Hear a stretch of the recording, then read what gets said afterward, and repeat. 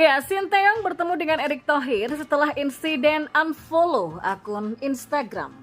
Di informasi bola selanjutnya, telak memerhati sepak bola nasional singgung Erick Thohir dan minta lakukan hal ini.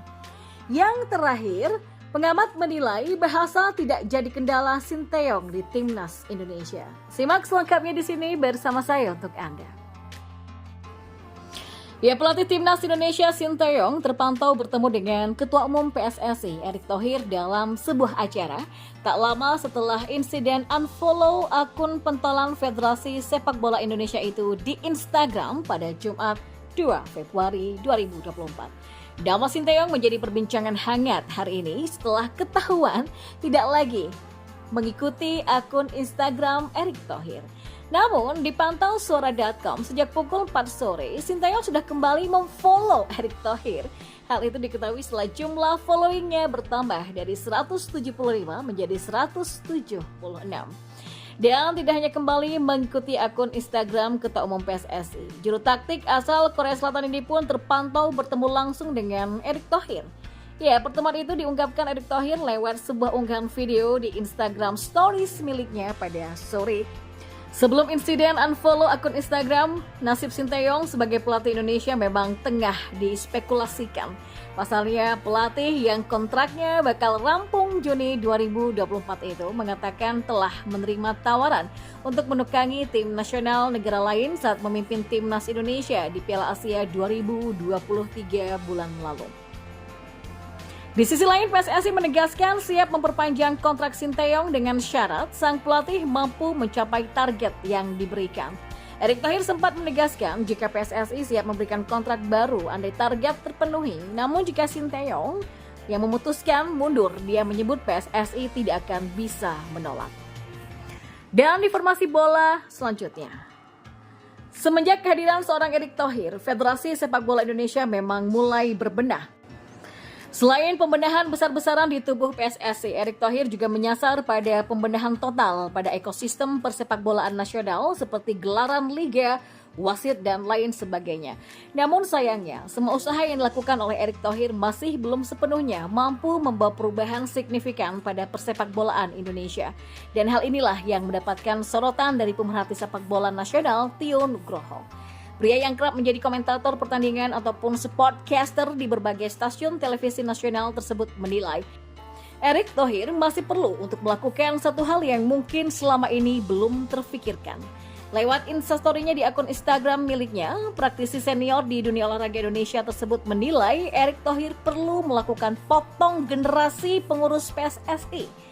Hal ini dinilai penting oleh Tio Nugroho karena pengurus yang berumur cenderung punya banyak kepentingan saat mendapatkan jabatan. Coach Sinteyong datang, berani potong generasi, resiko besar, rela membangun dari awal, fokus program diaspora dan hasilnya timnas jadi bagus ya. Progresnya juga sudah jelas terlihat, tim muda dan kuat untuk masa depan.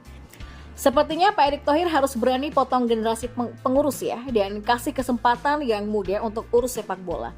Karena pada kenyataannya memang yang tua memang banyak uang, tapi lebih banyak politiknya dibandingkan sepak bolanya. Ya capek manuver cara lama terus, tapi sebenarnya tidak ada sesuatu yang baru. Makanya kan sepak bola gini-gini aja, kata pria yang akrab disapa dengan nama Bung Tio tersebut. Ya memang kalau dipikir-pikir benar sih apa yang dilontarkan oleh Bung Tio Nugroho ini.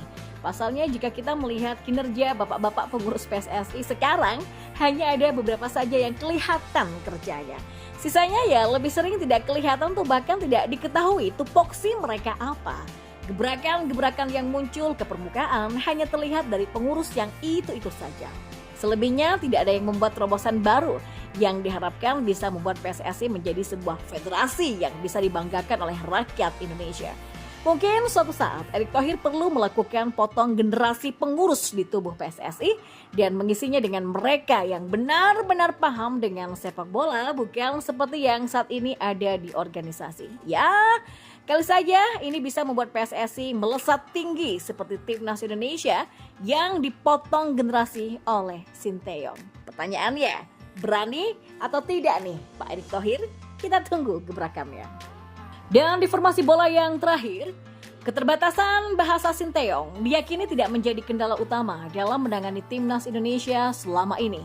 Pengamat sepak bola nasional Muhammad Kusnaini menilai kemampuan bahasa Indonesia bukan kunci. Apalagi Shin didampingi penerjemah Jong Sok So dan asisten pelatih Yu Jae-hoon. Kalau secara umum sih memang faktor bahasa itu mempengaruhi komunikasi ya antara pelatih dengan pemain. Tapi kan sebetulnya bukan satu-satunya faktor, kata Kusnaini. Dalam sepak bola itu bisa menggunakan jenis komunikasi lain. Apalagi kan sudah dibantu penerjemah dan penerjemahnya bagus karena sudah lama tinggal di Indonesia, ujarnya. Dan menurut Kusnaini, komunikasi sepak bola Shin dengan para pemain tidak bermasalah. Namun laki yang biasa disapa Bungkus ini mengakui adaptasi bahasa Indonesia terbilang lamban.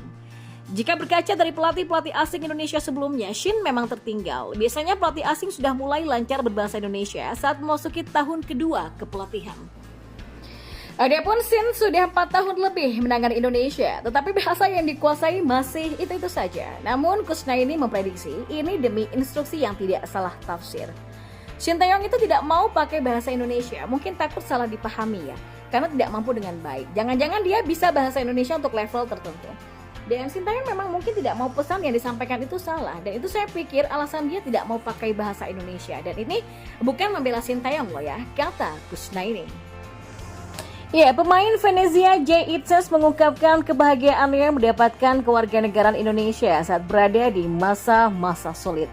Venezia akan bentrok dengan AC Parma dalam lanjutan Serie B 2023-2024 di Stadion Ennio Tardini pada Sabtu 3 Februari nanti. Jay kemungkinan main karena kondisinya sudah membaik.